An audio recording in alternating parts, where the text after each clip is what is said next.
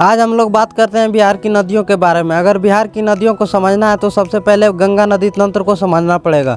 गंगा नदी बिहार में एंटर कहाँ करती है, बिहार में गंगा नदी की लंबाई कितनी है, बिहार के किन किन जिलों से होकर गुजरती है गंगा नदी, इसके बारे में जानेंगे। तो चलिए स्टार्ट करते हैं। गंगा नदी बिहार के 2 भागों में बांटती है। तो सबसे पहले हम लोग बात करते हैं गंगा नदी बिहार में इंटर कहाँ करती है। बक्सर में इंटर करती है और सारण, भोजपुर, वैशाली, पटना, समस्तीपुर, बेगूसराय, लखीसराय, खगड़िया, मुंगेर, भागलपुर, कटिहार कुल 12 जिलों से होकर गुजरती है।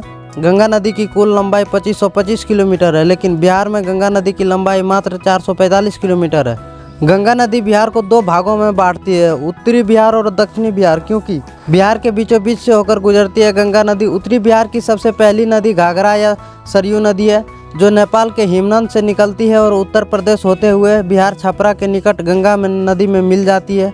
घाघरा नदी की टोटल लंबाई 1036 किलोमीटर है, जबकि बिहार में मात्र 83 किलोमीटर बहती है। और उत्तर बिहार की दूसरी नदी है गंडक, जो नेपाल के अन्नपूर्णा श्रेणी से निकलती है और बिहार में पश्चिम चंपारण में इंटर करती है, हाजीपुर होते हुए गंगा में मिल जाती है। बिहार में इसकी टोटल लंबाई है 260 किलोमीटर। उत्तर बिहार की तीसरी नदी है बूढ़ी गंडक, जो चंपारण के सोमेश्वर श्रेणी से निकलती है और पूर्वी चंपारण, मुजफ्फरपुर, समस्तीपुर होते हुए खगड़िया में गंगा नदी में जाके मिल जाती है। इसकी कुल लंबाई 320 किलोमीटर है। बूढ़ी गंडक की एक सहायक नदी भी है जिसका नाम है बागमती, जो महाभारत श्रेणी से निकलती है, सीतामढ़ी, बेगूसराय होते हुए बूढ़ी गंडक में जाके मिल जाती है। इसके बाद है कमला नदी, ये भी नेपाल के महाभारत श्रेणी से निकलती है और बिहार मधुबनी जिला में प्रवेश करती है। इसकी एक सहायक नदी है जिसका नाम है कांसी। कांसी 2 धाराओं में बट जाती है, एक धारा बागमती में जाके मिलती है और एक धारा अब आती है कोसी, जो बिहार में तबाही का कारण बनती है। कोसी नदी का उद्गम नेपाल में होता है और बिहार के सुपौल जिला में इंटर करती है, सहरसा, पूर्णिया होते हुए कटिहार के कुर्सेला में गंगा नदी में मिलती है। कोसी नदी का उद्गम नेपाल का गोसाई धाम है और बिहार में प्रवेश सुपौल से होता है और सहरसा, पूर्णिया होते हुए कटिहार के कुर्सेला में गंगा नदी में मिल जाती है। बिहार में 260 किलोमीटर इसकी लंबाई है। कोसी नदी का बहुत ज़्यादा रास्ता मुड़ावदार है, जिसके कारण बिहार में बाढ़ आता है। उत्तर बिहार की अंतिम नदी है महानंदा, ये नेपाल के महाभारत श्रेणी से निकलती है। धारा का निर्माण दार्जिलिंग या पश्चिम बंगाल से होता है एवं बिहार के किशनगंज में इंटर करती है और पूर्णिया होते हुए कटिहार में जाके मिल जाती है।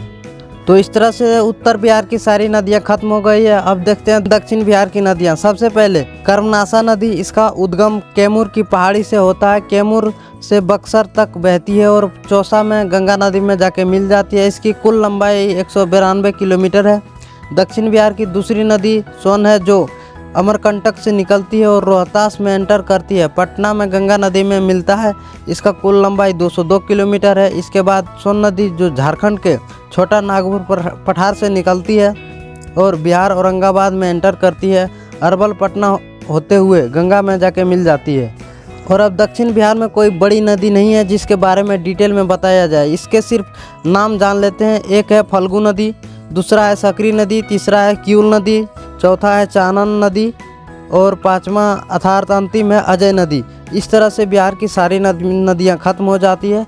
जो बिहार में मुख्य नदियां बहती है वो उत्तर बिहार में ही है। दक्षिण बिहार में कोई खास नदी नहीं है, अगर सोन को छोड़ दिया जाए और एक कर्मनाशा को, तो बाकी ये सब बालू वाली नदी है, पानी वाली नहीं है।